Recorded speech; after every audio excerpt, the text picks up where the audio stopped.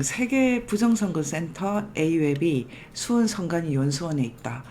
공식적인 사무소는 물론 그 인천 연수구에 있습니다.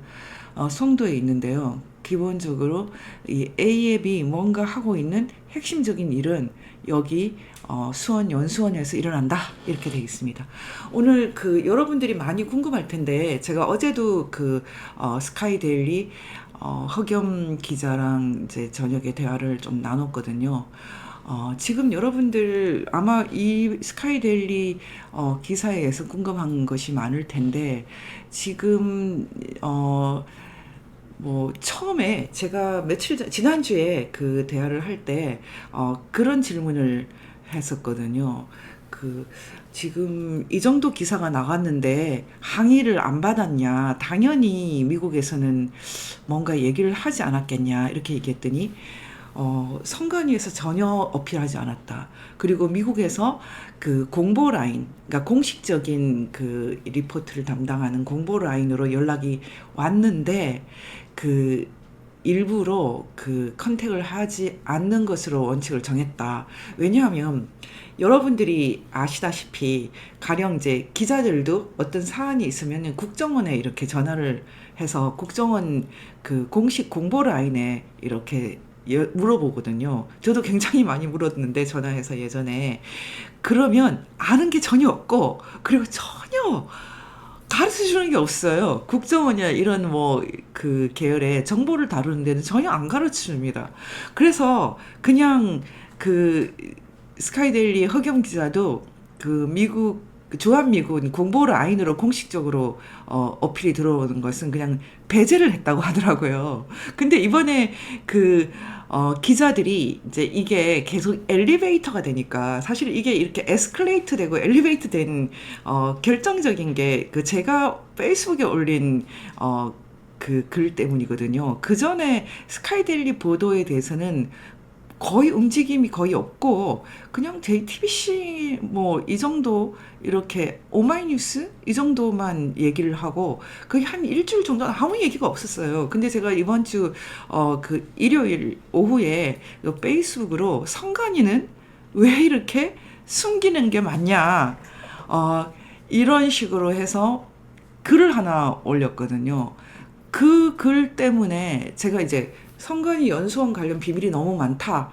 이 글을 올렸어요. 이 글 이후에 엄청나게 이제 에스컬레이트 됐는데 이 글에는 중요한 쟁점이 몇 개 들어 있습니다. 첫 번째는 선관위가 계속 발표를 할 때, 언론을 통해서 발표할 때, 그때 뭐 90명 있었던 사람들, 그냥 한국 사람들이야. 중국인들 아니고 1박 2일로 그 승진 대상자들이 교육받고 있는 그런 거였어. 뭐, 이렇게 얘기를 했었잖아요. 근데 그 얘기가 말을 맞춘 것 같아서 복잡한 거죠. 그렇게만 말한 게 아니라 또 뭐 지금 교육 프로그램이 1박 2일만 있는 게 아니라 2주 일정도 있다. 일주 일정도 있다. 이 말이 막 섞여요. 그래서 도대체 이게 뭐냐? 그래서 이게 뭐 누가 교육을 받은 거냐? 이거부터 얘기를 해라. 그 두 번째는 제가 이제 그 이미 처음에 올린 그림을 다 여러분 다 아실 테니까요. 제가 간단하게만 시간이 없으니까 간단하게 얘기하면은 그 어떤 분이 정말 요즘에 기자들이 아예 취재를 안 하니까 저희 이제 그 비기자들이 어떻게 보면은 요즘에 갤러리 같은 게 많이 뭐 무슨 갤 이렇게 많이 등장하는 게 사실 기자들이 일을 안 하니까 일반인들이 하고 있는 것 아닙니까? 어떤 분이 그 등기부 등본을 찾아봤더라고요. 연수원 건물에. 그런데 등기부 등본이 이렇게 닫혀 있으니까 어떤 분이 일반 건축물 대장까지 뒤졌더라고요. 근데 여기에 빨간색으로 두 개 표시를 했는데 제가 이걸 봤더니 너무 충격인 거예요. 외국인 공동주택?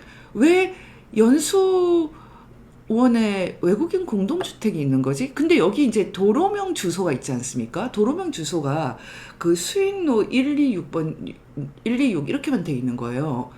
경기도 수원시 권성구 수인로 126. 그런데 이 수원 권성구 이 수인로 126은 너무 큰 부지예요. 거의 수만 평인 거예요. 거기에 한 개의 주소밖에 없는데 옆에 있는 그 지번이 있지 않습니까? 근데 이 지번을 봤더니 그 이 연수원에 지번이 여러 개가 있더라고요. 그 중에 그 225-23 7번, 이 7번이라 여러분 잊어버려도 됩니다. 그냥 지번이 서둔동 225-23번지는 그 성관위에서 연수원에서 어딘지 발표를 안 해요. 여기는 기본적으로 항상 이렇게 알려주는 곳은 5군데 이렇게 표시한 곳은 그 지번이 225-1번지거든요. 이 지역. 근데 제가 6번이라고 표시한 데는 워낙은 빈 공터가 있었는데 여기에 건물이 하나 더 들어섰어요. 여기도 지번이 다릅니다. 근데 그 6번이라고 적혀 있는 옆에 건물이 하나 있지 않습니까? 이 건물이 바로 문제가 되는 건물이에요. 그리고 지금 5번이라고 표시한 데서 그 빈 공간이 하나 있어요. 빈 공간. 지금 이건 제가 이제 공식적으로 만든 게 아니라 제가 이해하기 위해서 표시한 것이라서 좀 좀 헷갈릴 수 있는데 이 전체가 서둔동 225-1번지고요. 왼쪽에 6이라고 적혀 있는 것은 번지가 다릅니다. 225-23 그리고 뭐 21인가 이렇게 두 개가 달라져 있어요. 그런데 문제가 되는 건물은 225-23이고요. 그리고 저 그 부지 내에 그 공간 그 적혀 있지 않은 이제 빌딩이 하나 더 있습니다. 니은자로 돼 있는 그 빌딩은 워낙은 그 여기에 문패가 있었어요. 그 문패가 뭐였냐면 A웹 서울센터 이렇게 되어 있었거든요. 그래서 예전에 2022년까지는 A앱 서울센터 이렇게 적혀 있었기 때문에 선거 체험관이라고 되어 있고 A앱 서울센터 이렇게 되어 있었기 때문에 이 건물은 A앱이구나 이렇게 표현을 했는데 지금은 이 문패를 떼버렸어요. 지금은 아무것도 안 붙어 있습니다. 그래서 이것을 숨기고 있어요. 그런데 여기도 숨기고 있지만 지금 조금 전에 제가 등기부 등본은 새로 찾았습니다. 지금 그 성태아 님이 제공해 주셨는데 지금 열리고 있어서 등기부 등본을 열람을 했는데 역시 여기도 외국인 공동 주택으로 되어 있고요. 여기 등기부 등본은 뭐 비교적 자세히 되어 있고 이 건물은 지어진 지가 꽤 오래된 건물입니다.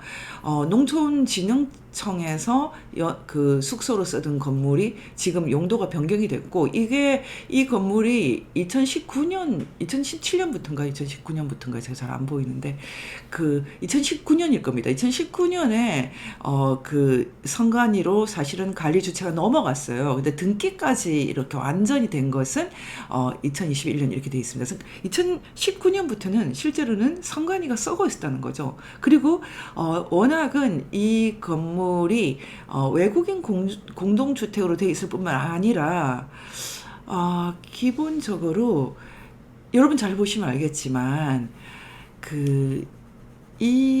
지금 이 건물이 문패가 아예 없어요. 그냥 외부인 출입 금지라는 이런 프랜카드만 붙어 있습니다. 여기 프랜카드 이제 거꾸로 보면은 외부인 관계자 외는 연수원 관계자 외 출입 금지 이렇게만 돼 있고 여기는 뭔가 비밀스러운 일이 일어나고 있는 그런 곳입니다. 그러면 다시 말하면 이 건물은 연수원에서 떳떳하지 않은 건물인데 제가 이 페이스북에 이걸 올렸더니 굉장히 부지런한 이제 분들이 여성경제신문이라는 그 매체가 있어요. 저도 이 매체는 꽤 오래된데 처음 알았습니다.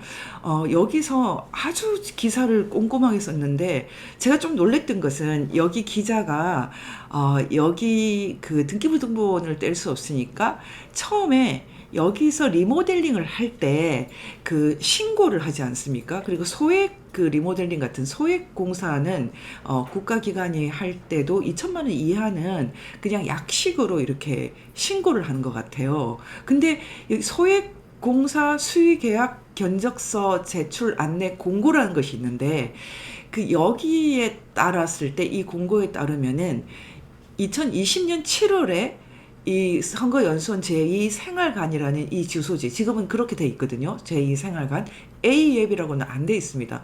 여기에 그 공사명이 A웹 서울연수센터 및 세미나실 이렇게 되어 있는 겁니다. 여러분 지금 이제 지금부터는 A회비 뭔지 이제 여러분이 접근을 해 나가야 되는데요. 그렇다면 이제 먼저 이 A앱에 접근하기 위해서 여러분들이 최근에 그 국회의원 윤건영 씨하고 지금 성관이 사무총장과 그 국회에서 주고받았던 이런 상당히 서로가 불편한 그런 이런 대화가 있어요. 여러분이 이걸 좀 봐야 되겠습니다. 먼저 3분 정도 이걸 좀 꼼꼼하게 들어보시기 바랍니다. 왜냐하면 지금 이제 많은 분들이 부유인 뉴스는 잘 모르다가 지금 이제 아시는 분들이 있는데 저희는 사실은 운동가를 위한 용도로 최대한 꼼꼼하게 다 전달해주는 그런 데입니다. 그리고 저희는 그냥 일반 대중들한테는 절대로 간단치 않지만, 여기서 이건 좀 공부를 하겠다 생각하시는 분들은 굉장히 높은 수준을 갖고 있다는 걸 전제로 해서 저희가 최상급 수준의 정보를 그냥 말을 하기 때문에 여러분들이 좀 어렵더라도 2번, 3번 듣더라도 그냥 좀 참고 들어봐 주시기 바랍니다. 일단 여러분이 이 클립을 봐야지 제가 그 다음에 설명하는 것을 이해할 수가 있습니다. 한번 이 클립을 봐주시기 바랍니다. 여쭙겠습니다. 오늘 오후에 보도가 하나 나왔는데요. 이번에 수원 연수원도 계엄군이 왔다 갔죠. 네. 거기에서 감금과 통제 사실이 있었다라는 보도가 있었습니다. 맞습니까? 제가 알고 있지 못한 사항입니다. 제가 확인한 바로는 네. 청사 내에 진입하지 않은 것으로 전 보고받았습니다. 본의원실에 들어온 제보에 따르면 당시에 1박 2일로 수원 연수원에서 선관위 승진 후보자 대상 교육과 강연이 있었던 건 맞죠? 맞습니까? 아닙니까? 그 내용도 제가 확인을 못했습니다. 잠시만 시간 좀 끊어주시죠. 네, 잠깐 확인해보고. 아니 뒤에 사무총장이 이거는 너무한 거잖아요. 이 정도로 확인 안 하고 지금 그 내용이 계엄군이 주둔했던 곳에 네. 프로그램을 확인 안 했다는 게 지금 계엄 제가 말씀드리는 비상사태가 벌어진 지 한 달이 돼갑니다. 청사 밖에서 대기를 하고 있었다고 해서 그 연수원에 대한 문제는 네, 특별히 뒤에 예. 아시는 분 앞으로 나오라고 하세요. 시간 끌었습니다.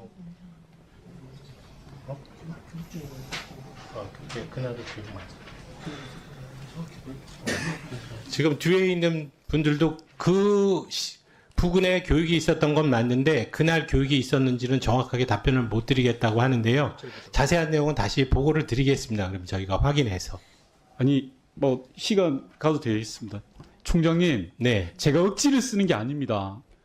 선관위가 속해 있는 조직과 그리고 프로그램과 시설에 계엄군이 주둔을 했어요. 그리고 그 당시에 프로그램이 가동되고 있었어요. 1박 2일짜리로 90명이 참여하는 프로그램. 그러한 사실, 기본 사실조차 확인을 안 해오셨다라고 하는 건 심각한 문제 아닙니까? 네, 그리고 죄송합니다. 당시에 계엄군들이 입출입을 막았다는 겁니다. 무전기를 들고 다니면서 통제하고 식사 마치고 들어가려는 인원들에 대해서 못 들어가게 막고 했다는 거 아니에요? 왜 그런 걸 모르고 있습니까? 그러니까 다 우리한테 보고한 게 다 허위인 겁니다. 선관위가 우리한테 보고 뭐라고 했어요? 계엄군 들어온 적 없다라고 했잖아요. 네. 시설로는. 그렇습니다. 지금 시설에서 들어가는 걸 통제하고 감금한 게 시설로 들어간 거 아닙니까? 예, 의원님. 총장님? 예, 그래서 그 부분이 사실관계가 다르다면 제가 다시 한번 확인해서 사실관계가 예, 다르다면 선관위 사무총장을 비롯해서 선관위 모든 직원들은 국회에 위증하고 허위 자료를 제출하신 거예요. 실제적으로 이런 걸 계엄군이 보도가 된 청사 걸- 내에 들어가지 않은 것만은 사실이지 않습니까? 그 CCTV는 아니 저희들이 여기 보도가 나와 있잖아요. 이런 거 제대로 확인 안 했다는 게 말이 됩니까? 예, 그 부분에 대해서는 무전기를 들고 다니면서 연수받는 사람들 통제하고 입출입을 막았다는데 그게 감금이지 통제지 뭡니까 그럼 도대체? 네, 확인해 보겠습니다. 아 이제 와서 확인한다고요?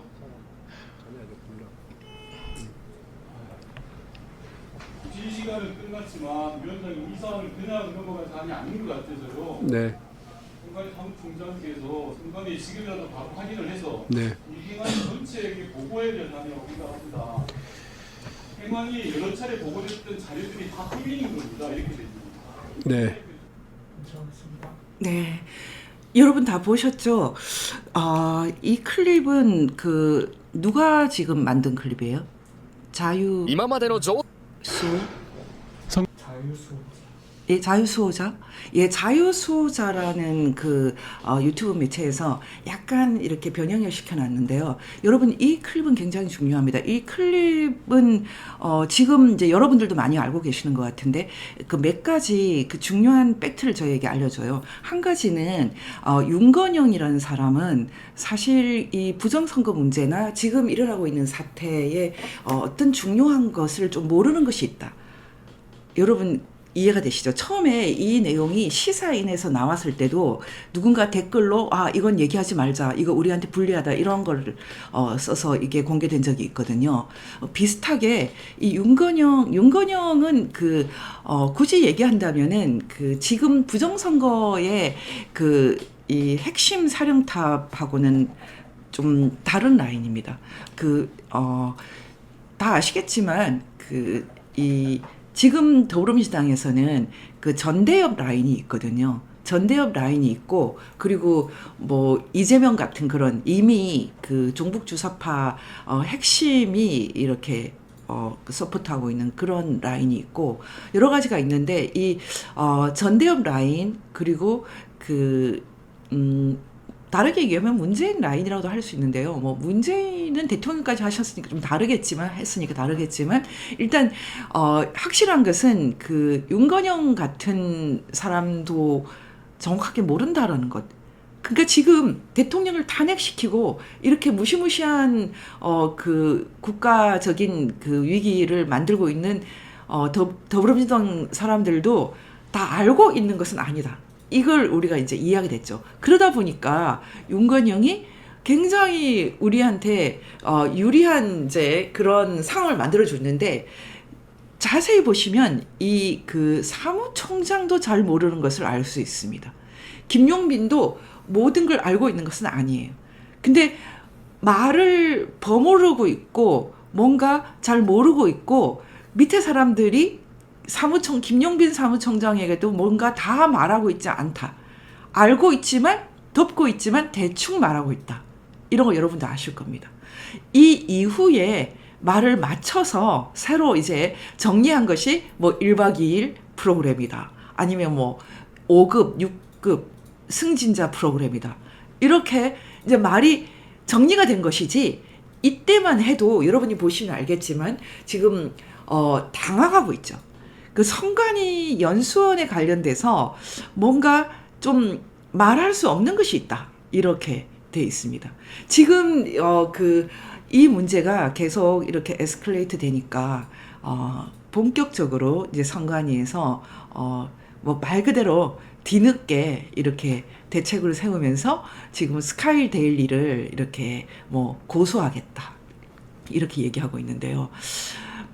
여기서 이제 굉장히 중요한 것이 이겁니다. 지금 많은 사람들이 이 스카이데일리가 처음에 이렇게 트리거, 이 방아쇠를 당긴 이 연수원 관련 내용에서 90여 명, 99명이라고 표현했지만 99명의 그 중국인, 뭐 조선족 하교가 포함됐다고 하죠. 이 중국인들이 해커, 그리고 해커도 있고 또 한쪽은 뭐 실행팀도 있다고 하는데, 이 부정선거팀, 이 사람들이 잡힌 것이 하나의 팩트고요.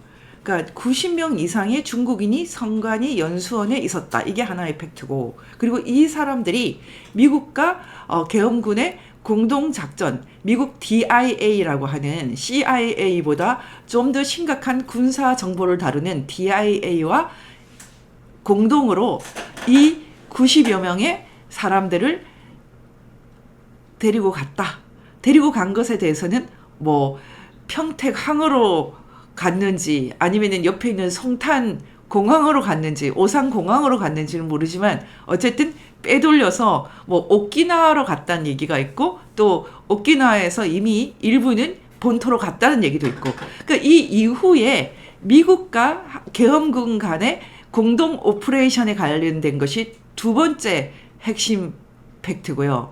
세 번째 하나 더 있다면, 그렇다면 이 모든 일들은 왜 이렇게 감춰지고 있나?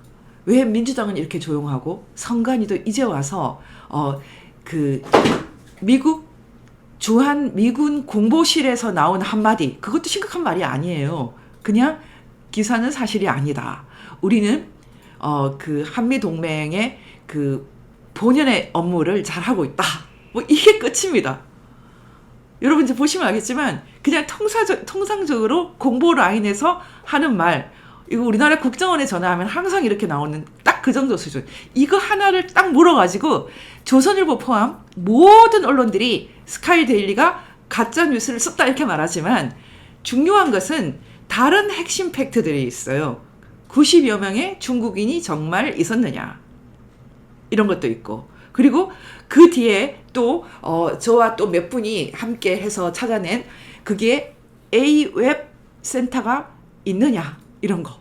여러분 이런 것들은 놀랍지 않습니까? 이런 것들은 여러분 잘 보시면은 기본적으로 그 전형적인 공산주의식 그 언론 공작입니다.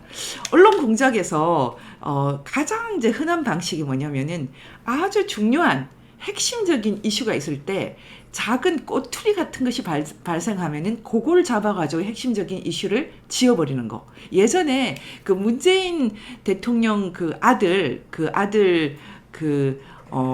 취업 문제가 불거졌을 때 거기에 어떤 사람이 그 취업 관련돼서 좀 중요하지 않은 것을 이렇게 잘못 말한 것 때문에 그 사람을 고소하고 그 사람을 막 범죄시 해가지고 그 취업 이 관련된 이슈는 덮여버렸거든요. 그런 식으로 하는 것이 전형적인 공산주의자들의 선전선동 방식입니다. 말하자면 지금 핵심적인 이슈는 90여 명의 중국인 해커가 있었느냐, 그 사람들은 정말 부정선거를 획책하는 사람들이냐, 이런 것이 이들이 잡혔냐 안 잡혔냐, 이 사람들이 뭐 오키나와로 갔느냐, 이런 것보다 더 중요한 것이거든요. 근데 지금 이 부분은 사실은 다 없어요.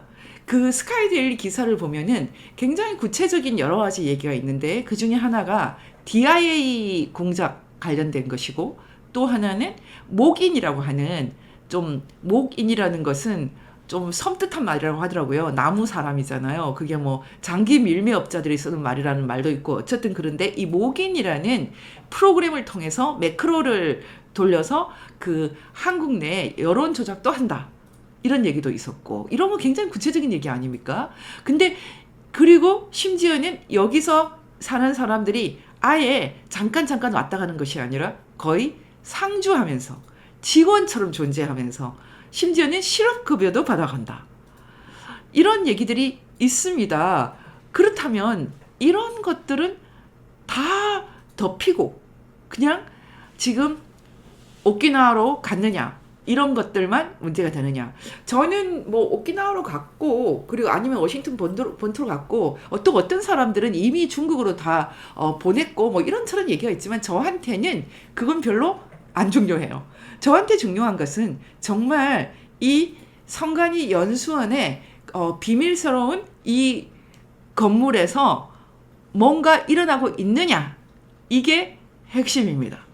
이 공간이 또 문제되는 것 중에 하나가, 계속 김용빈 사무총장도 얘기했지만 이 연수원에 들어온 바가 없다, 이렇게 말을 하지 않았습니까? 근데 정작 계엄군은 그 연수원에서 300m 떨어져 있는 농업박물관 주차장에서 그 발견되었다. 근데 그것은 연수원 내 CCTV를 보여주지 않기 때문에 시사인 기자가 너무 열심히 취재하다 보니까 엉뚱하게 네, 그 농업박물관 앞에 있었던 계엄군 버스만 보여준 거죠. 근데 실제로 그 바로 300m가 아니라 바로 옆에 있는 뭐 100m 조금 더 떨어져 있는 그 건물에 대해서는 CCTV가 안 나왔어요. 근데 제가 지금 이제 어떤 분이 페이스북에 올린 이 사진, 그 이름은 안 보여주려고 했는데 나와버렸네. 근데 이 내용은 조금 더 확인을 해야 되지만, 그 제2 생활관이라고 하는 이 건물에도 주차장이 있거든요. 그 앞에 주차장에서 일어난 일로 보입니다. 이런 것은 더 확인이 돼야 되기 때문에 업데이트가 될 것입니다.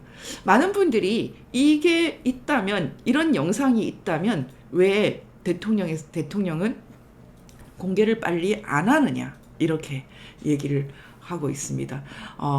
모르겠습니다. 지금 오늘부터 대통령께서 선관위에 직접 나가시고 다 이렇게 뜻이 있겠는데요. 어쨌든 확실한 것은 윤석열 대통령은 잘 싸우십니다.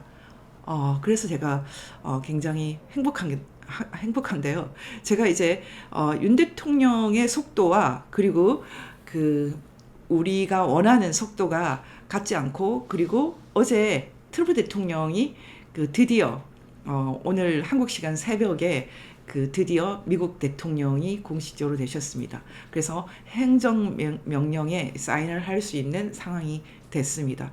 행정명령으로 엄청난 일들을 지금 하고 계신데요. 이제 이 권력이 어떤 움직임으로 구체적으로 나타날지는 우리가 모두 주의하면서 봐야 됩니다. 중요한 것은 지금 일어나는 부정선거를 단순한 이런 어떤 사람이 권력욕 때문에 국회의원 한번 하려고 하는 그런 게 아니라, 지금 적어도 2025년 전 세계 인류의 운명을 건 가장 큰 참, 세계 제3차 대전에 가까운 전쟁의 일종이라는 것, 그런 것을 이해하시는 분들만 앞으로 이 사태를 같이 갈 수 있습니다. 그리고 이게 그 정도 규모다, 그 정도 규모의 대형 사건이다, 제3차 대전이다, 이런 입장을 가장 앞서서 말씀하신 분이 사실은 윤석열 대통령입니다. 윤석열 대통령이 이번에 자필로 직접 이 상황에 대해서 올 초에 써두셨는데요. 저는 이 자필 만년필로 쓰신 글을 보고 사실 조금 놀랐습니다. 왜냐하면 글을 너무 잘 썼어요. 제가 너무 놀랐어요. 이 정도 문체면, 이 정도 글을 쓰는 거면 이승만 대통령 이후 이 정도는 처음 보는 것 같아요, 저는. 근데 여기서 굉장히 길기 때문에 제가 오늘 A앱을 설명하기 위해서 필요한 부분만 조금 골라서 읽겠습니다. 여러분, 지금부터는 조금 어렵기 때문에 조금 주의를 해야 됩니다. 지금 윤 대통령 1월 3일 서신에 이렇게 되어 있습니다. 제가 이거 한 줄 한 줄 제가 조금 설명을 할 텐데요. 여러분들이 보셔야 됩니다. 제2차 세계대전 이후 유엔이 설립되고 어떤 사유든 분쟁을 군사 공격과 전쟁으로 해결하는 것은 국제법상 금지되고 방어 목적 이외에는 아예 금지가 되었습니다.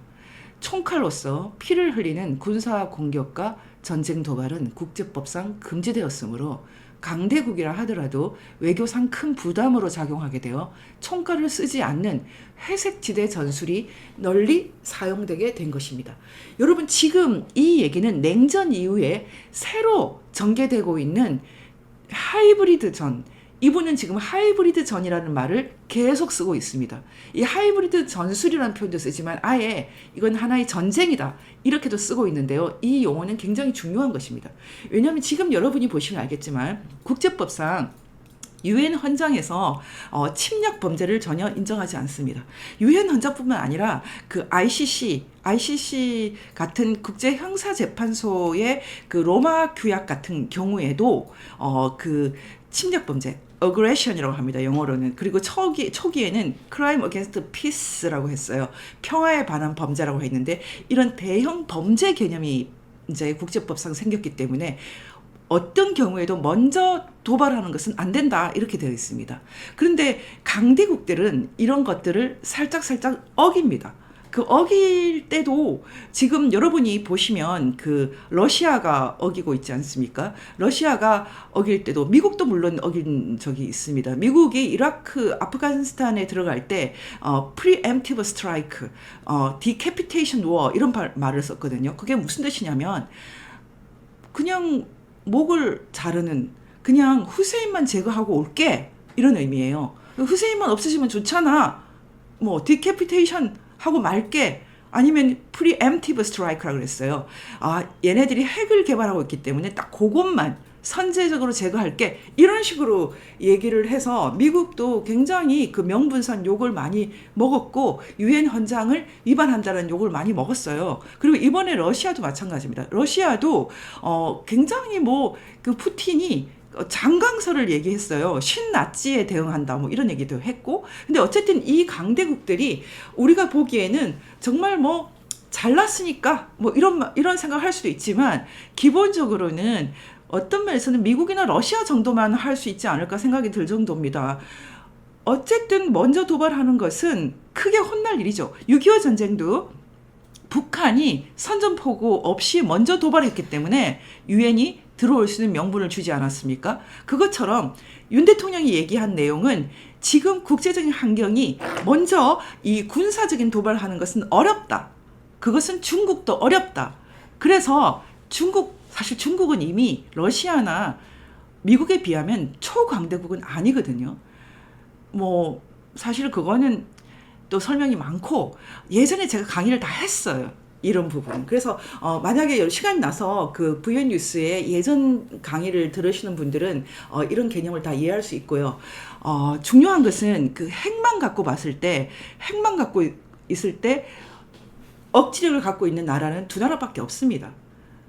7,000기 이상의 핵무기를 갖고 있는 러시아와 미국만이 누리는 뭐 특권 같은 게 지금 둘이 그렇게 하고 있어요. 저는 굉장히 싫어합니다. 그런 면에서 전쟁을 막 명분을 만들어서 일으키는 것. 어쨌든 근데 우리는 그런 강대국이 아니니까 우리 입장에서 봤을 때 중국만 해도 그 정도는 아니기 때문에 사실은 하이브리드 전이라고 윤 대통령이 표현했던 뭔가 다른 방식을 쓰고 있다.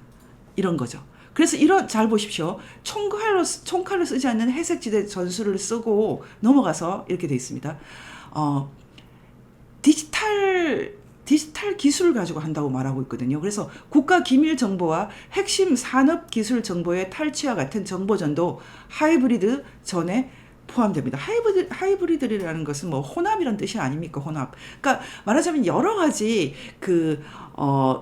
군사 정치적인 걸 넘어서서 뭐 경제 안보, 보건 환경 안보, 에너지 식량 안보, 첨단 기술 안보, 사이버 안보, 재난 안보 등등이 있다고 설명을 하고 계시고 그 다음 페이지에 이분이 정말로 하고 싶은 것은 이런 여러 가지 중에서 가장 핵심적인 하이브리드전을 선거로 보고 있는 거죠. 그 다음 페이지 넘어가 보세요. 선거. 여러분 선거를 갖고 이 핵심 회색지대 전술로 보는 것입니다. 여기서부터 한번 제가 꼼꼼하게 보겠습니다. 이건 남의 나라 얘기가 아닙니다. 바로 대한민국의 현실입니다. 이렇게 얘기하면서 우리나라 선거에서 부정선거의 증거는 너무나 많습니다. 지금 그런데 여러분 여기서 굉장히 주의를 해야 됩니다. 대통령도 증거가 많다고 하는데 일반인들이 아직 증거가 안 나왔대 이런 말을 많이 합니다. 그게 바로 지금 전술에 속은 것입니다. 지금 부정선거 증거는 다 나와 있습니다.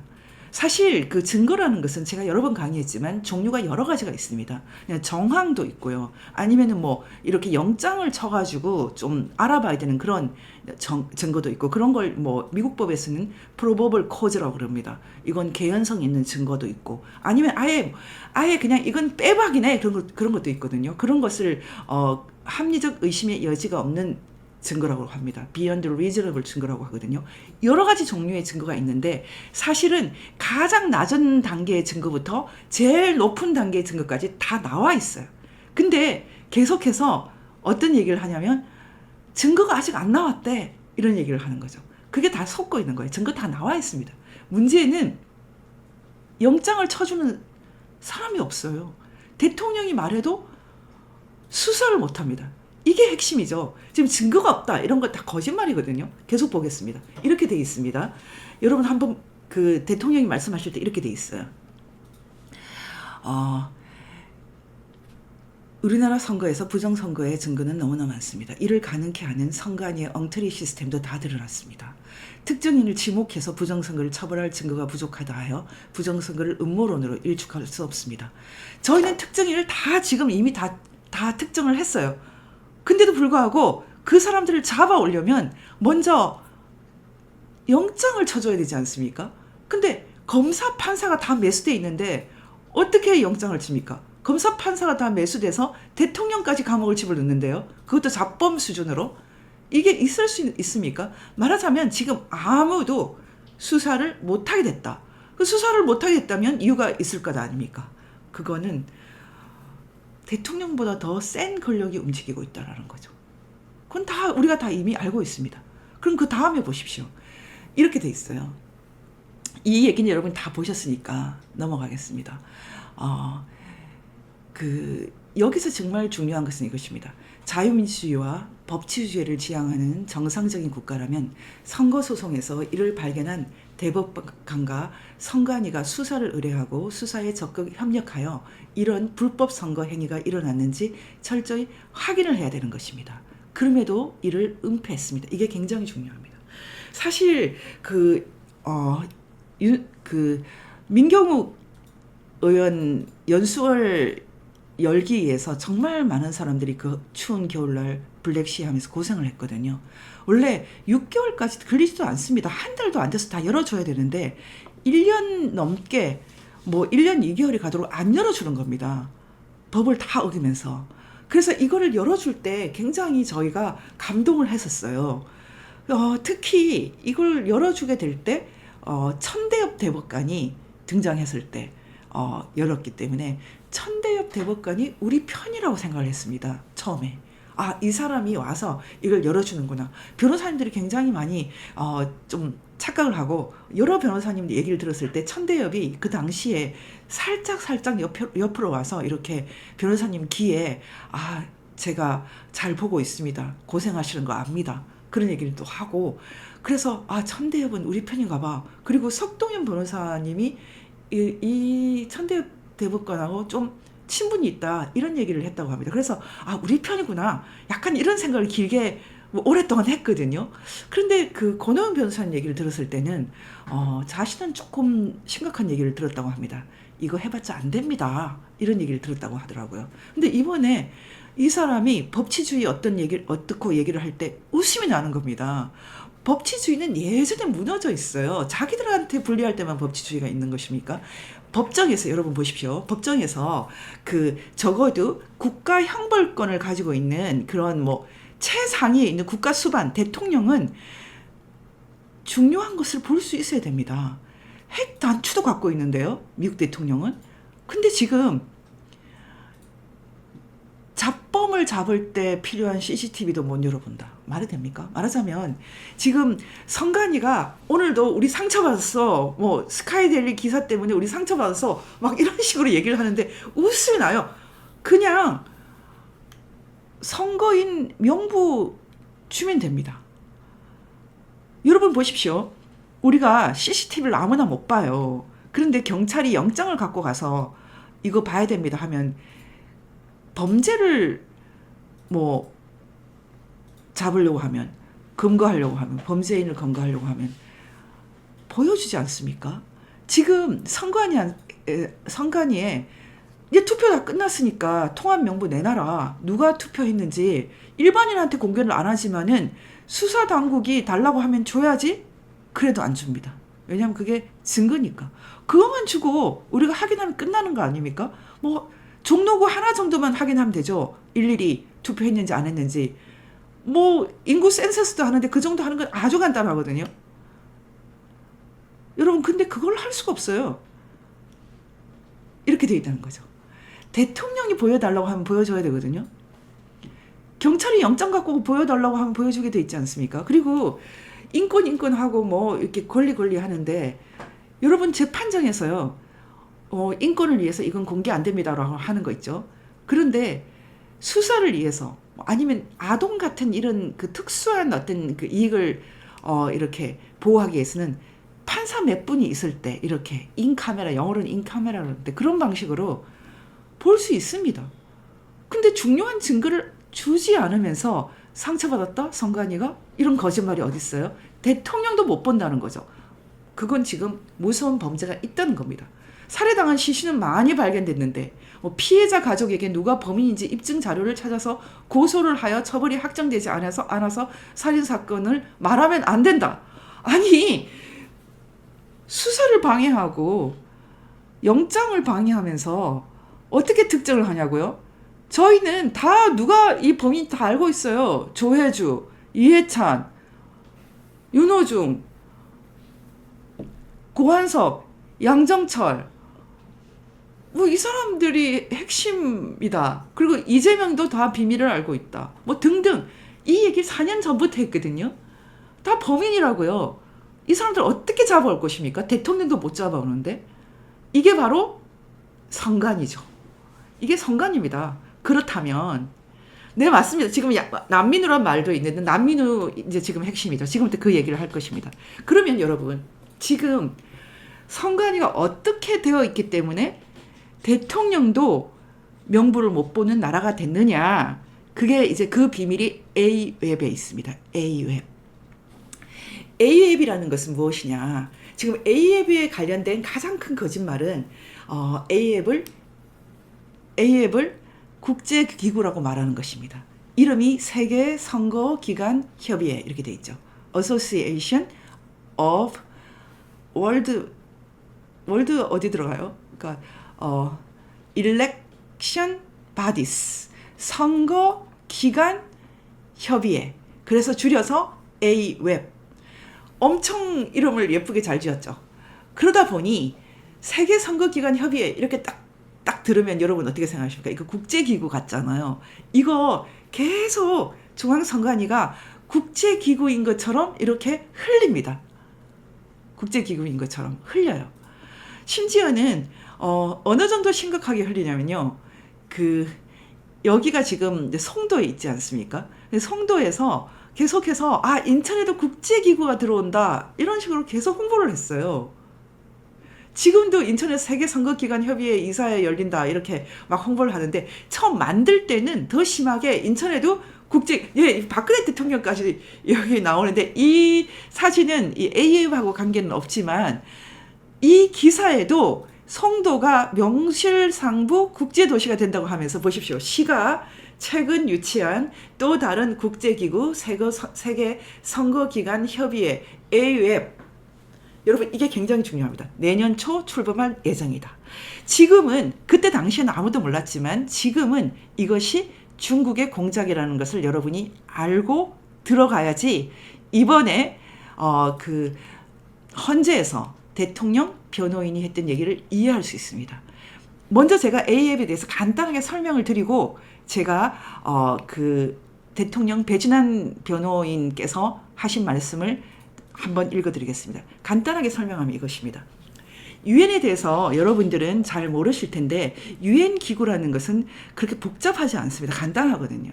그리고 유엔이라는 것은 아까 말씀드렸던 것은 이제 더 이상 3차 대전까지 가지 말자. 목숨 걸고 죽여가지고 한 3천만 명 이상 죽지 않았습니까? 거의 4천만 명 가까이 죽었어요. 2차 대전 때. 그렇게 하지 말자. 그래서 이제 전쟁을 피비린내 나는 전쟁을 이제 없애기 위해서 일으키지 않기 위해서 유엔 만들어서 이제 콜렉티브 시큐리티라고 합니다. 집단 안보 체제라고 하거든요. 누가 전쟁을 일으키면 다 같이 가서 도와주자. 그리고 전쟁은 셀프 디펜스.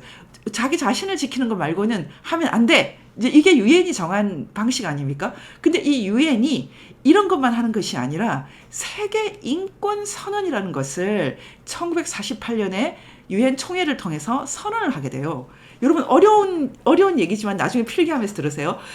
이걸 이해를 하셔야지 지금 A웹을 이해할 수 있기 때문에 제가 간단하게 설명을 하겠습니다. 말하자면 유엔은 창설될 때는 이제 더 이상 싸우지 말자 이런 개념인데 그래서 세계에서 가장 강력한 5개 나라만 유엔 안전보장이사회 안보리 상임이사국이 되어서 이 5나라가 세상에 온 인류의 일을 결정한다 이렇게 됐거든요. 근데 이 전쟁을 일으키지 말자라는 것도 있지만 이제 인류가 다 같이 모였으니까 뭔가 이상적으로 우리 인간들을 좀 보호를 해주자 해서 1948년에 세계 인권 선언을 선언합니다. 여러분 지금부터 굉장히 중요하게 잘 들으셔야 돼요. 세계 인권 선언은 말 그대로 선언이에요. 예전에 판문점 선언을 비준하자, 국회에서 비준하자 계속 얘기했는데 그거는 무식한 사람들이 하는 말이에요. 선언이라는 것은 조약이 아니에요.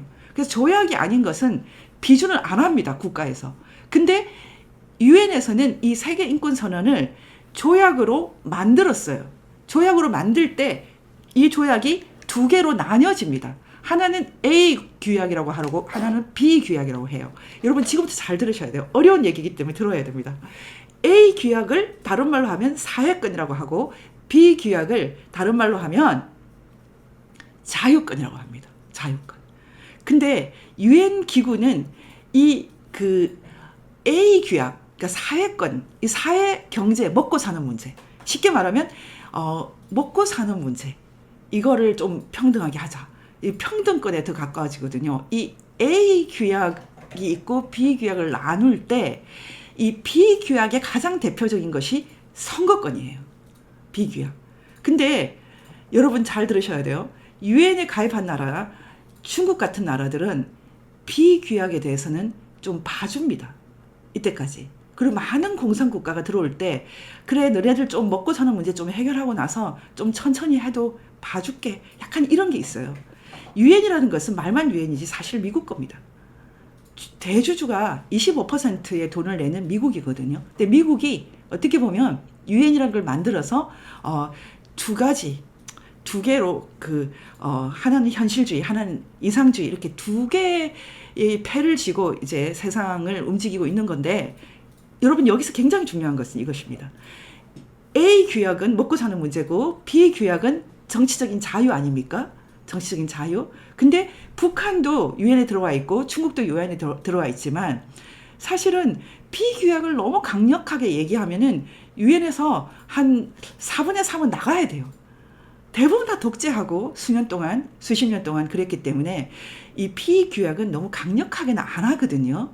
근데 최근에 이제 어떤 현상이 있냐면 중국이 공산주의를 하다가 거의 실패하면서 70년대 말에 78년부터는 개혁 개방을 하면서 이제 우리가 본격적으로 경제적인 개혁 개방을 통해서 사람들이 굶어 죽지 않게 해볼게.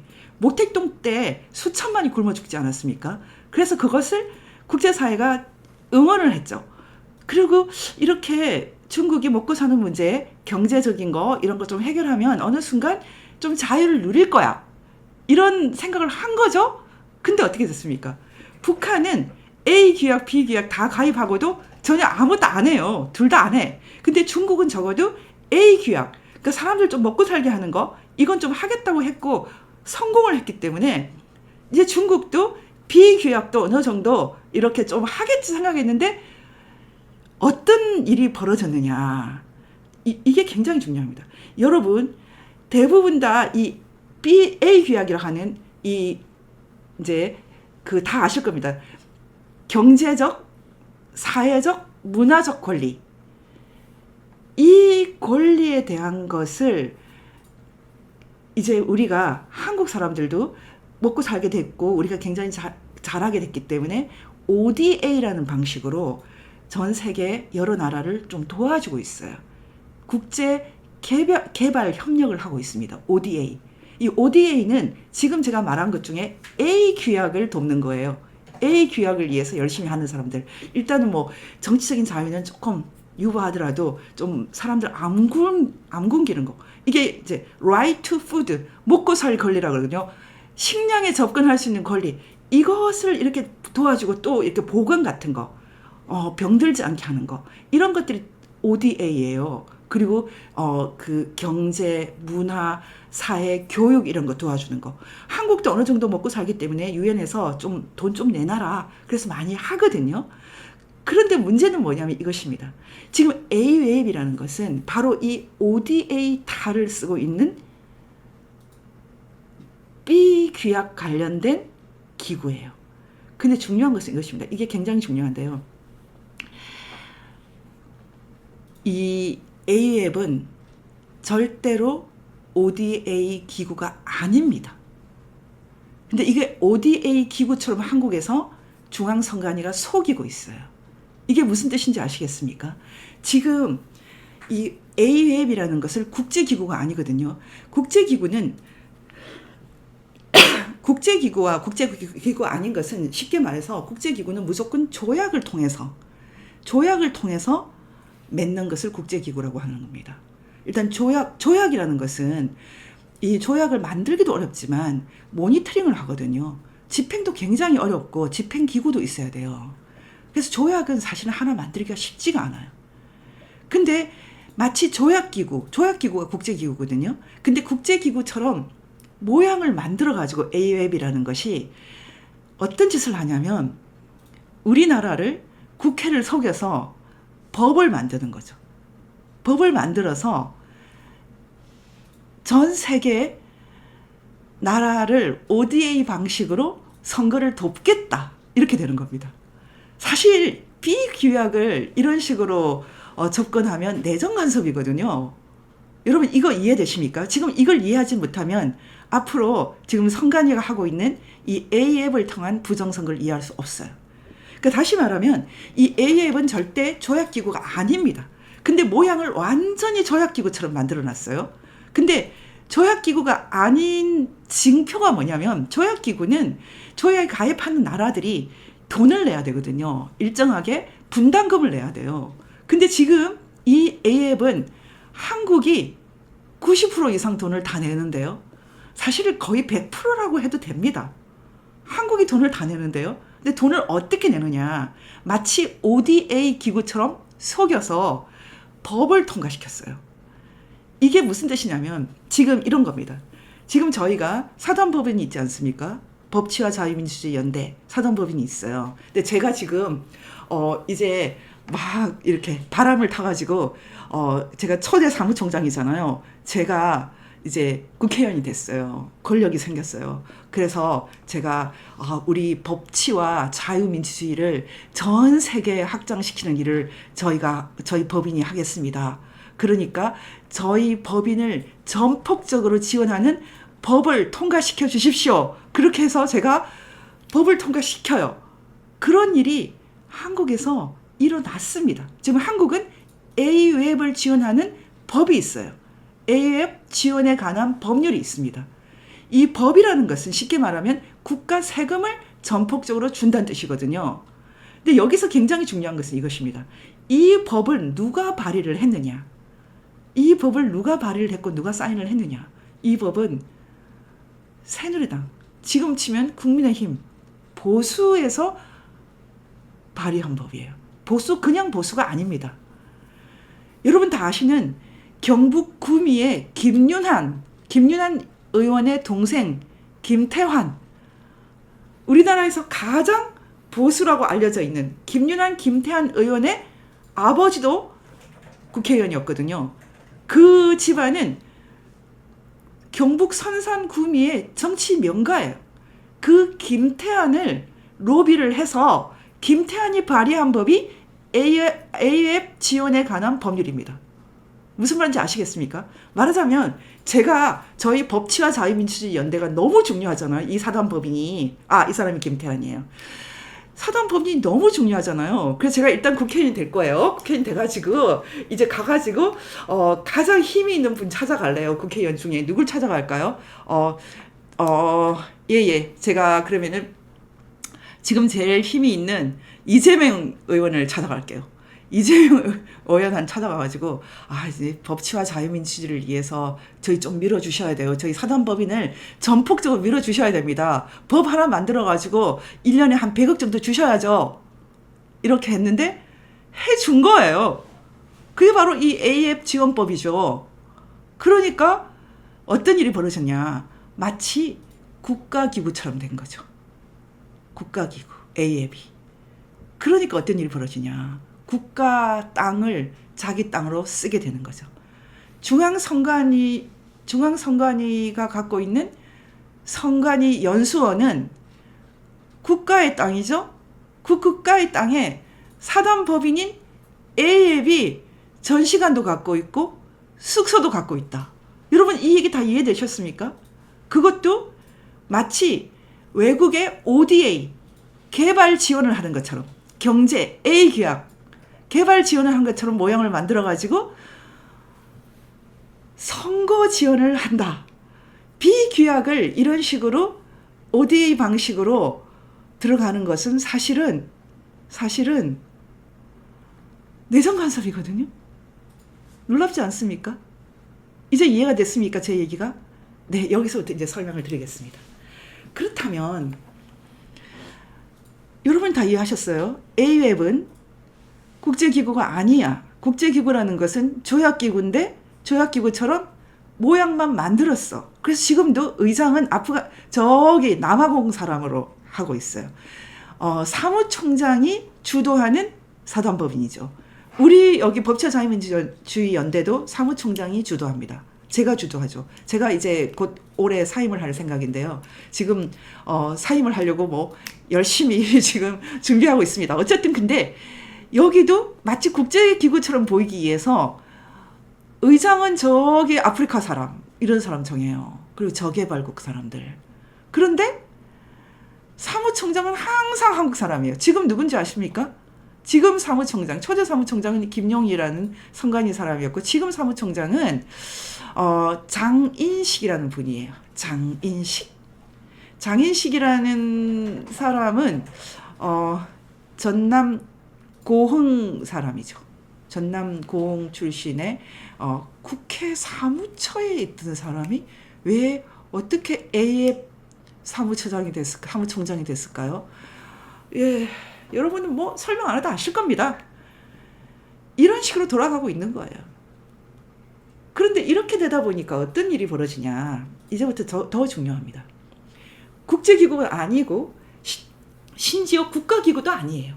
국가기구가 되려면 그게 뭐 다 공무원이 해야 되는 거 아닙니까? 그쵸? 그리고 세금을 쓰는 것이기 때문에 엄청나게 엄격하게 그 조사를 받게 돼 있어요. 뭐 모니터링뿐만 아니라 뭐 엄청난 이제 간섭을 받게 되죠.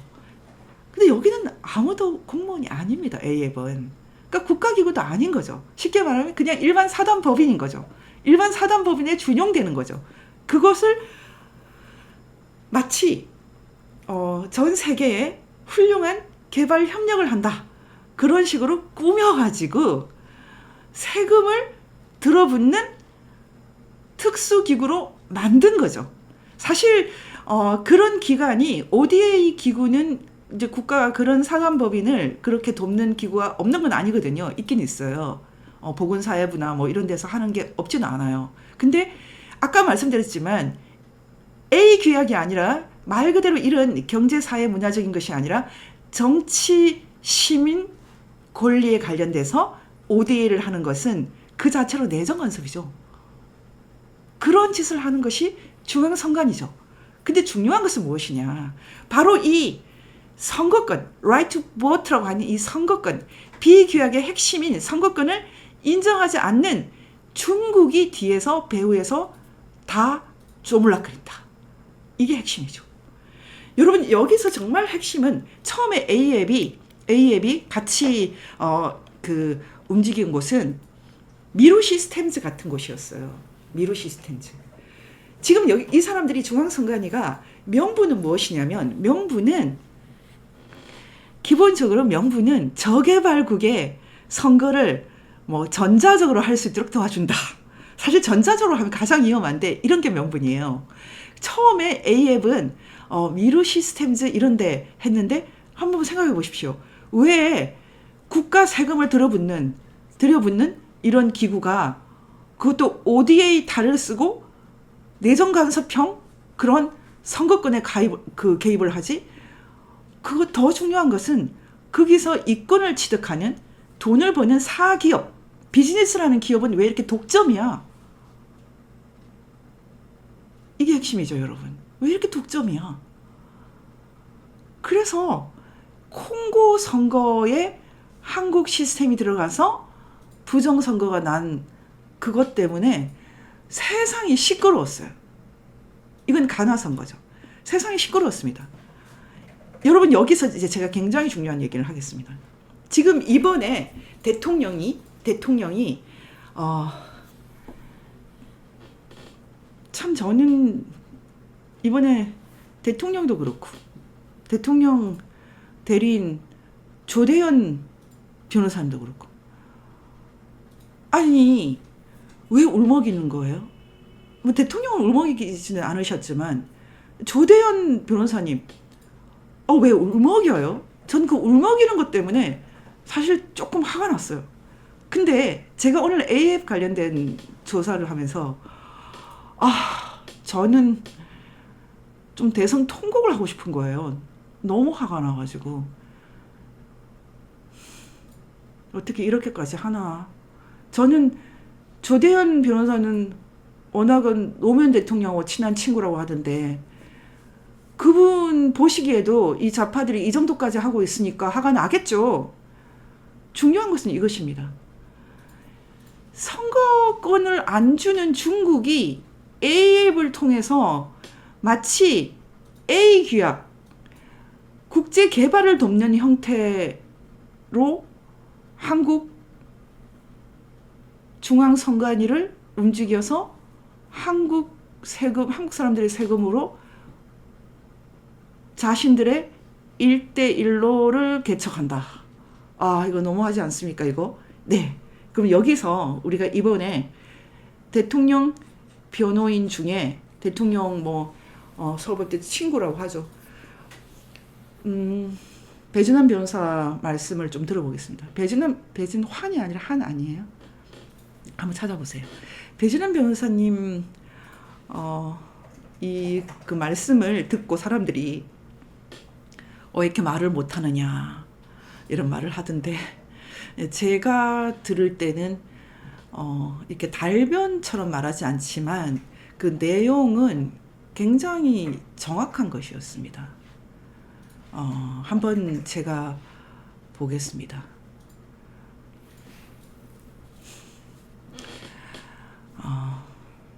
저희는 이 불법 선거가 사실은 중국과 크게 관련이 있다고 생각을 합니다.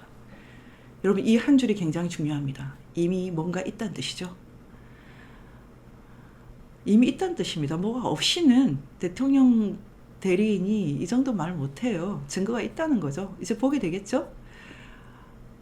그 다음 줄이 중요합니다. 한국 전자투표 투개표기를 수입한 중국의 육해상 1대1로 대상 국가들이 키르기스탄, 콩고, 볼리비아, 남아공, 벨라루스, 이라크, 미얀마, 모잠비크, 남아공, 엘살바도르, 피지, 에콰도르, 필리핀 이것보다 더 많습니다. 네, 이번에 가나가 포함될 뻔했죠. 여러분 이거 정말 중요합니다. 왜 중요하냐? 한국전자투표라는 회사를 말했어요. 저희가 수년에 걸쳐서 이 회사 추적하면서 말을 했지 않습니까? 이제 미르 시스템즈가 아니에요. 지금 AF과 중앙선관위의 친구는 이제는 난민우의 한국전자투표입니다. 한국전자투표를 기본적으로는 전자장비, 투표 장비를 개발하는 그런 사기업처럼 만들어뒀어요. 근데 이름이 왜 한국전자투표냐고요. 이름도 KE-보팅. 이름도 한국을 대표하는 것 같이 하는데 기분 나쁘지 않습니까? 이 한국전자투표 서비스를 세계에 팔고 있죠. 그걸 중국이 가운데서 자기들의 1대1로 국가들에게 보내는 것입니다. 저는 대성 통곡을 하고 싶었어요. 한국이 세계에서 가장 가난한 나라고 겨우 먹고 살고 겨우 민주화 해가지고 정치적인 자유 조금 획득했는데 지금 우리보다 가난한 나라를 ODA 틀을 가지고 사기를 쳐서 더 비참한 나라로 만드나? 와, 한국이 어떻게 이래. 그래서 제가 오늘 대성 통곡을 할 뻔했어요. 어떻게 한국이 이래요? 어떻게 한국이 이럽니까?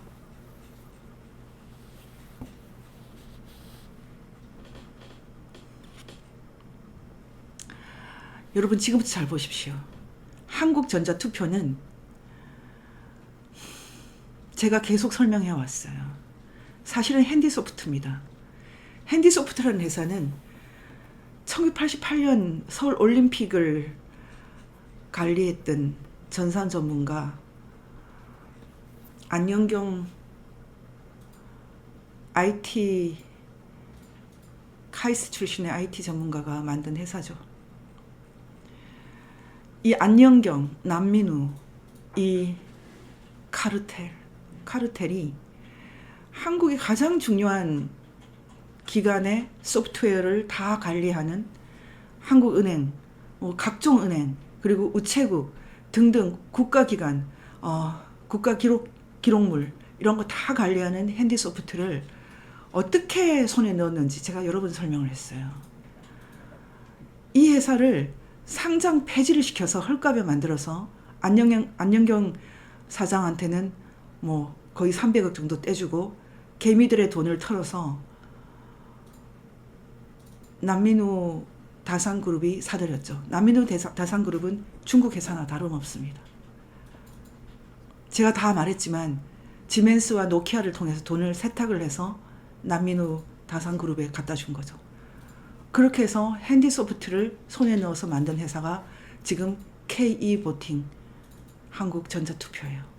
이 한국전자투표가 독점적으로 선관위와 손을 잡고 A웹 시스템을 만들고 중국이 원하는 나라들에 들어가서 선거를 망치고 있습니다.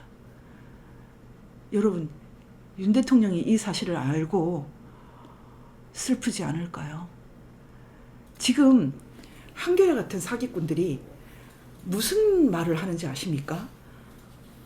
왜 이런 저개발국 같은 데 가서 전자투표를 시켜야지 왜 수개표를 하라 그래?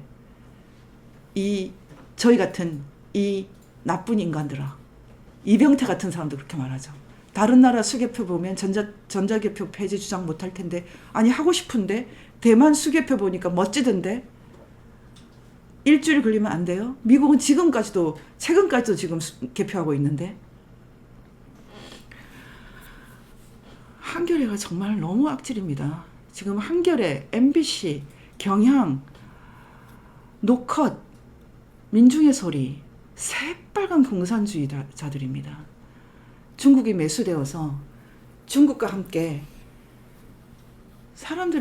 가난한 나라 사람들의 코 묻은 권력을 다 뺏어오는 악마들이에요. 어째 이럴 수가 있어요. JTBC 마찬가지예요. 텐센트의 노예가 됐죠. 그래요. 유럽이 전자기술이 없어서 수개표를 합니까? 수개표보다 더 무서운 것은 지금 사전 선거 시스템, 누가 어떻게 언제 어디서 투표했는지를 알 수가 없게 만드는, 대통령도 알아볼 수 없게 만드는 이런 사기를 대낮에 치면서도 지네들이 선관이랍니다. 심지어는 민주시민이랍니다. 세계 가난한 나라들. 여러분 지금 A앱 구성이 어떻게 돼 있는지 아십니까? 정말로 한 푼이 모자라서 중국이 돈 주고 한국에서 돈 주면 할 준비하고 있는 DR 콩고, 기니, 말라이, 소말리아, 티니지, 콜롬비아, 도미니카 공화국, 엘살바도르, 파라과이, 방글라데시, 대한민국 중앙선거관리위원, 팔레스타인, 대만은 왜 들어간지 모르겠어요. 우즈베키스탄, 보스니아, 헤르제고비나, 불가리아, 루마니아, 피지, 이런 나라들이 집행이사예요. 여러분, 외국 엘리트들을 만나보십시오. 하나같이 하는 말이 한국을 배우겠다. We copy 이렇게 말해요. 서툴게 We copy Korea 이렇게 말해요. 저는 그 코피라고 그래서 무슨 말인지 모르겠어요. 카피. 우리는 지금 한국을 카피하고 있다. 여러분, 칠레 같은 나라는요. 박정희 대통령이 돌아가셨을 때 3일 동안 조기를 달았습니다.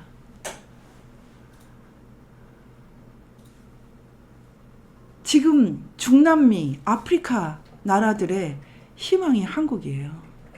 세계에서 가장 가난했던 나라. 우리가 6.25 전쟁 끝났을 때 1인당 GDP가 67불입니다. 67불. 1950년대에. 1960년대도 비슷했습니다. 정말 케냐보다 더 가난했어요. 제가 아프리카 케냐에 한번 가서 그 학생들을 만났더니 제가 물어봤어요. 오바마가 너네 미국 대통령 됐으니까 너네 좋겠네? 그랬더니 아유, 오바마는 여기 케냐 와가지고 자기들 혼만 낸대요. 한국은 똑같이 가난하고 똑같이 독립한 국가인데 왜 이렇게 다르냐고. 한국 좀 보라고. 한국이 그런 나라예요, 여러분. 그런 나라에서 비참하고 가난한 나라 국민들의 투표권 뺏는 일들을 지금 하고 있어요. A웹을 만들어서. 여러분, 제 얘기가 이해가 되십니까? 피눈물이 납니다. 피눈물이 납니다. 예, 정리를 해드리겠습니다. 지금 사람들이 스카이데일리 기사가 오보면 어떡하지? 너무 한심한 얘기 그만하세요. 이미 A앱의 이름으로 외국인 숙소까지 만들어서 중국 해커들을 먹어주고 재워주고 월급 주면서 우리나라 세금으로 실업급여 주면서 전 세계 선거 망치는 거 다 들켰습니다. 들켰어요. 제가 이렇게 썼어요. 스카이데일리 허겸 기자의 설명을 길게 듣고도 제가 30분 이상 들었죠.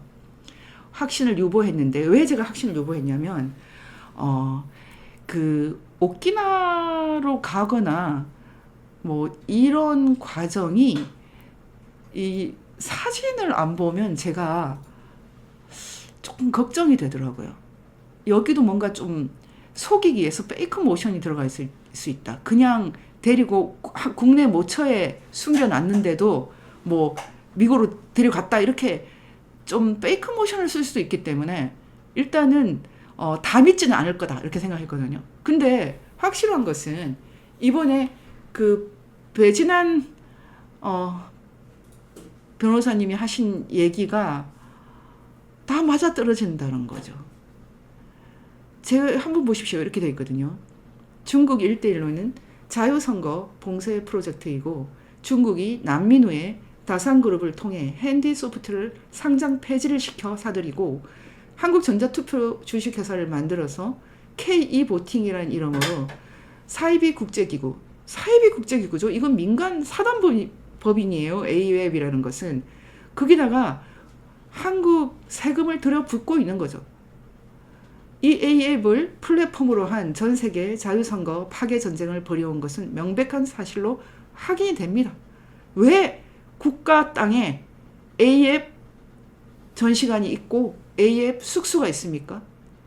윤석열 대통령은 이를 고전적인 전쟁과는 다른 새로운 방식의 하이브리드 전술로 보고 계엄을 통해 대응하려 했던 것으로 확인됩니다. 계엄은 대통령이 판단할 수 있습니다. 미국도 69차례나 계엄이 있었습니다. 중대한 비상사태는 계엄을 할 수 있어요. 이 정도면 중대한 계엄 비상사태입니다. 국내 친중 정부 공산주의자들이 긴급 행동을 통해 대통령 체포라는 망동을 하고 있지만 여러분들은 절대로 동요하지 마십시오. 여러분, 잠들어 있는 가족들을 깨우십시오. 저는 매일 민중의 소리, 이석기 언론에 들어가서, 이석기 언론이 아니죠. 이석기 매체에 들어가서 혼냅니다. 저한테 뭐 미친년 이런 말까지 하는데 상관없어요. 저는 그 정도 욕은 익숙해요. 좀 귀엽지 않습니까? 저한테 그렇게 말하는 거.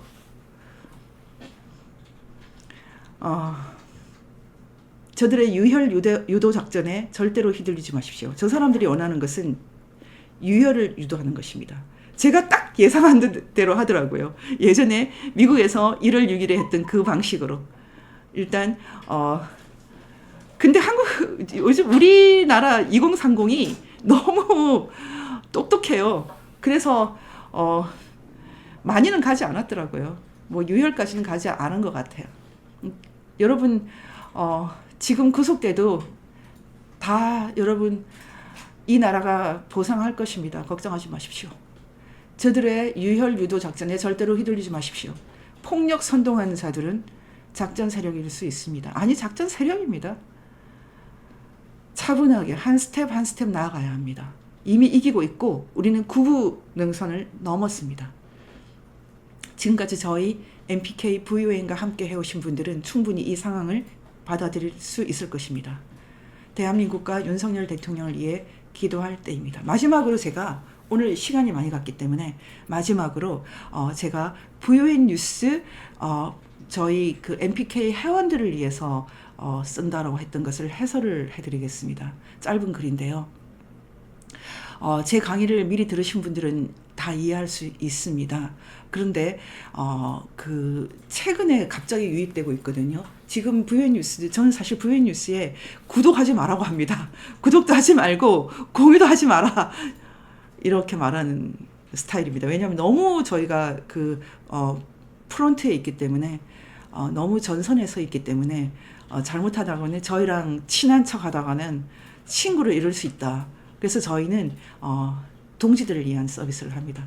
어제 굉장히 우스꽝스러운 얘기가 있었는데 아마 저희 이지연 이사가 내일 이 A앱이 그 프랑스 캐나다 같은 이런 PC 국가들을 어떻게 이용하고 있는지 아마 설명을 할 텐데 그 뭐 사적인 거지만 그 이지연 이사가 그 쌍둥이거든요. 근데 쌍둥이 언니 친구들이 어떻게 VON 뉴스에 들어와서 자기 친구가 있는 것을 보고 막 전화를 했다고 하더라고요. 그래서 당황했다는 얘기를 하던데 제가 막 웃었어요. VON 뉴스는 지금 8년이 됐지만 저희가 아직 10만 구독자가 안 됩니다.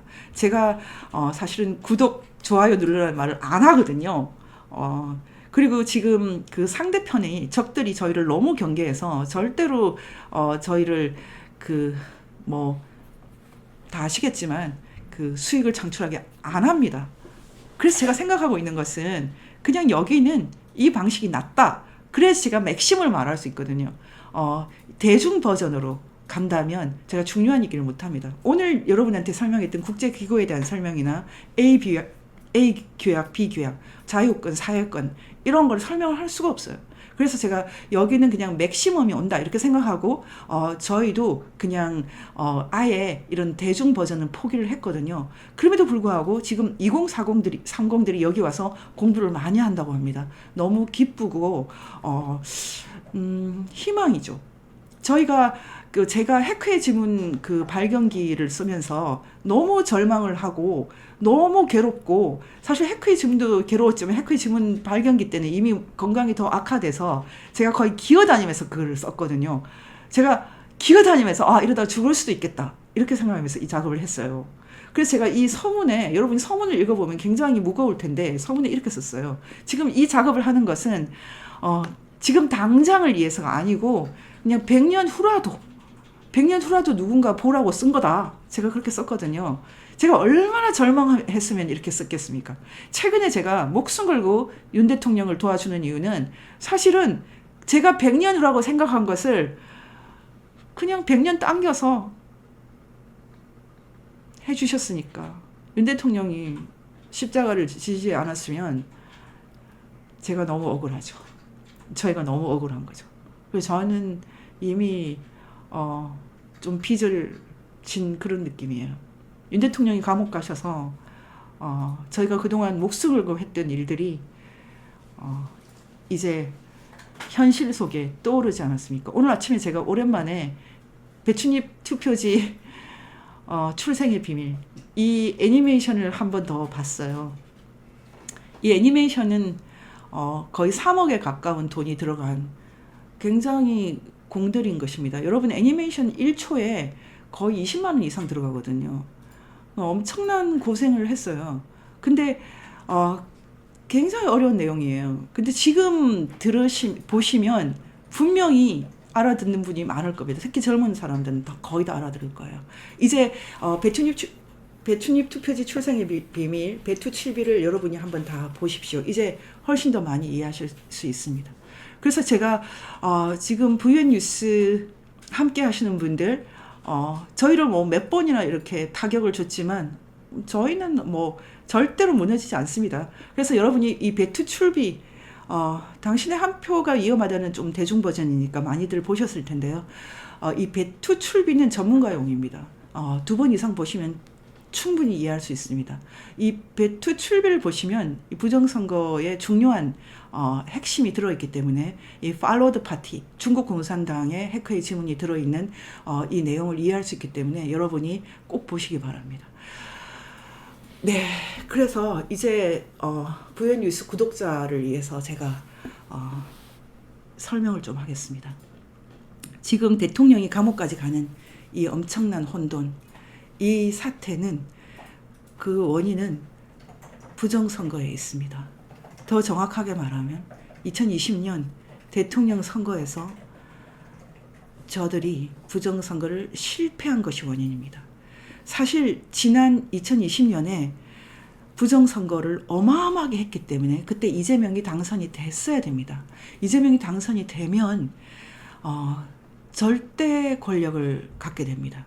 대통령 권력과 국회 거의 200석을 갖고 있으면 모든 것이 가능합니다. 법도 다 바꿀 수 있고 헌법도 바꿀 수 있습니다. 그래서 지난 2022년에 대한민국이 사실은 끝이 났어야 하는데 이상하게 0.7%로 윤석열 대통령이 된 거죠. 제가 그때 마지막 순간까지 윤석열 대통령이 된다고 말했어요. 제가 예언자일까요?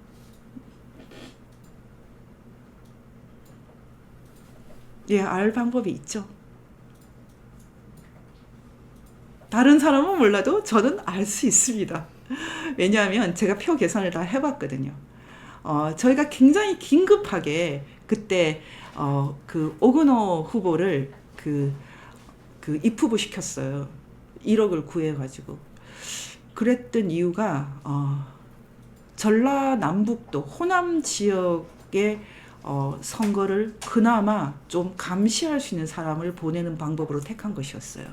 지금 호남 지역 선거구에 그 감시자가 없는 것이 가장 심각한 문제거든요. 부정선거는 사전 선거를 통해서 주로 하기 때문에, 그리고 이 개수를 할 때 그 선거 투표지가 문제가 아니라 도달지로 계산하기 때문에 투표를 하는 곳은 어디든지 할 수 있습니다. 그래서 이 호남 지역이 너무 중요하기 때문에 저희가 긴급하게 이렇게 그 대선까지 보냈거든요. 그리고 그 당시에 부방대가 너무 잘 싸우고 있었고 국투본도 잘 싸우고 있었기 때문에 제가 상당히 그 좀 확신이 있었어요. 이번에 저희가 고생한 덕분에 이 사람들이 생각하는 그 숫자를 못 채운다. 그래서 제가 윤석열 대통령이 된다고 제 페이스북에 마지막 순간까지 썼거든요. 여러분 이해가 되실 겁니다. 이해가 되실 겁니다. 그래서 2022년에 사실은 끝이 나서야 되거든요. 이재명이 대통령 되고 거의 200석에 가까운 표를 부정선거를 통해서 만들어서 완전한 중국 속국, 그리고 김정은의 속국 될 수 있었어요. 근데 윤석열 대통령이 됐죠. 그때 이미 윤석열 대통령은 감옥행이 예비가 돼 있었던 거죠. 저는 대통령이 그때 국방부 옆으로 이사 오신 것은 지금 생각하면은 각오를 한 게 아닌가 생각이 듭니다. 개헌 말고는 당신을 그나마 해볼 수 있는 패가 없다고 생각한 게 아닌가 생각이 드는데요. 어쨌든 윤석열 대통령은 박근혜 대통령도 그렇고 참 애국자시고 훌륭하신데 너무 고통을 받습니다. 그분들을 위해서 기도해 주셨으면 좋겠습니다. 어쨌든 2022년에 대통령 선거에서 저들이 부정선거를 실패한 것, 그게 바로 지금 일어나는 모든 사태의 핵심적인 이유입니다. 일단 성공을 하면 윤석열 권력을 완전히 그 앞에 줄이 있습니다. 그래서 제가 그날 그렇게 말했어요. 이 사람들이 바로 플랜 B로 들어갈 것이다. 플랜 B는 이재명을 국회의원 시키는 것이다. 그리고 이재명을 국회의원 시켜서 당대표를 시키는 것이다. 그리고 다시 대선 후보로 만들어서 다시 한번 부정선거를 통해서 재도전시키는 것이다. 그게 플랜 B다. 그렇게 얘기했거든요. 근데 이 플랜 B가 지금 가동이 됐어요. 플랜 B는 이재명을 국회의원 시키고 2024년 총선에서 다시 부정선거를 성공하는 것인데 부정선거를 성공을 했습니다. 그리고 성공을 하면 윤석열 권력을 완전히 꺾을 방법이 생긴다고 본 거죠. 그게 바로 줄 탄핵입니다. 그래서 연속 탄핵으로 계엄을 불렀죠. 저는 계엄까지 계산을 했다고 봅니다. 문제는 대통령이 계엄을 했는데 그냥 한 게 아닌 거죠. 이 사람들의 가장 아픈 구석을 찔러버린 거죠. 그게 바로 부정선거. 저는 처음에 대통령이 그 계엄을 했을 때는 그 사이에 군사력을 엄청 키워놨나? 군사적으로 엄청 장악을 해놓으셨나? 그러면 그걸 친위 쿠데타라고 부를 수 있거든요. 자기 권력을 더 강화시키게 하는 위해서 하는 군사 친위 쿠데타. 그래서 저는 이분이 그 정도 힘이 있을까? 이렇게 생각하고 없을 텐데 하고 자버렸어요. 좀 신기하더라고요. 근데 일어났더니 해제가 되어 있는 거예요. 그래서 제가 이분이 좀 허무 개그를 하셨나? 신기하네. 그리고 나서는 그냥 재밌네? 이렇게 생각했어요. 근데 중요한 것은 그 다음날 제가 새로운 사실을 알게 된 거죠. 정확하게 다음날이 아니에요. 4일 후 우리가 그 이인호 대사님 초대를 받아서 20명 정도가 작은 이렇게 저녁 만찬을 하고 있었거든요. 근데 그 자리에서 제 중대한 순간마다 연락을 하는 나의 사랑하는 후배 황수연 변호사가 연락이 왔어요. 이번에도 사실은 그 성관이 A앱 그 숙소를 알려줄 때 똑같이 그 황수연 변호사가 연락이 왔던데 저희 같이 세인트폴 거전 인문학교 만든 그 후배예요. 저는 황수연 변호사가 연락이 올 때마다 마치 하늘에서 신호가 온다 이렇게 생각하는데 어쨌든요. 죄송해요. 가끔 제가 이렇게 옆길로 새서 계속 읽으면서 제가 해설을 더 해드리겠습니다. 그래서 연속 탄핵으로 계엄을 불러 내란으로 뒤집을 씌우는 것까지가 플랜 B다. 그 황수연 변호사가 연락을 해서 제가 딱 중앙선관위에 들어간 걸 알게 된 거죠. 그 순간 무슨 생각을 했냐면 이겼다, 끝났다 이렇게 생각했거든요. 지금 그 순간 많은 사람들이 제 얘기를 못 알아듣는데 사실은 윤석열 대통령의 계엄은 완벽하게 성공한 것입니다. 지금 좌파들은 계속 어떤 말을 하냐면 윤석열 대통령의 계엄은 실패했다 이렇게 말하거든요. 성공한 걸 알기 때문에 하는 말입니다. 윤석열 대통령은 그때 이미 성공해버렸어요. 알 사람은 다 알고 있습니다. 중앙선관위에 보낸 것, 연수원에 보낸 것, 그리고 관악센터 여론조사를 하고 있는. 그러니까 여론조사와 그리고 그 서버 그리고 연수원의 해커까지 전부 지목을 한 거죠. 그 순간 제가 끝났다 이렇게 생각을 했거든요. 여러분 지금부터가 중요합니다. 그럼 계엄을 통해서 윤석열 대통령이 다시 우리에게 공을 넘겼어요. 이제 우리가 해야 됩니다. 그래서 제가 지금 다시 뛰고 있는 거죠. 지금부터 굉장히 중요합니다. 지금까지가 플랜 B고 저들의 플랜 B를 대통령이 부정선거를 찌름으로써 사실은 실패시켰다기보다는 교란시키고 있죠. 지금 교란시키고 있습니다. 저 사람들은 탄핵을 시키고 나면은 플랜 B가 성공한다고 보고 있어요. 그러나 2022년에 실패했던 것과 똑같은 실패가 저들을 기다리고 있습니다. 민주당은 지금 플랜 B가 사실상 실패한 것 같다라는 것을 알고 있습니다. 그래서 플랜 C를 가동하겠죠. 여러분 플랜 C는 무엇일까요? 플랜 C는 무엇일까요? 네, 플랜 C는 복잡합니다. 이재명을 버리고 백기투항할 것인가, 그런 고민을 하는 사람이 있겠죠. 그리고 트럼프한테 가서 무릎을 꿇겠다 생각하는 사람이 있겠죠. 그래서 지금까지 있었던 것은 다 없었던 걸로 해주시면 목숨을 걸고 충성하겠습니다. 충성 맹세. 이재명과 맞바꾼다, 그런 건 안 할 것입니다. 플랜 C는 트럼프와 손을 잡아보겠다? 글쎄요. 될까요? 여기서도 굉장히 중요합니다. 트럼프 대통령이 만에 하나 저희를 배신하면 어떡할까, 그런 걱정이 제 속에 있어요.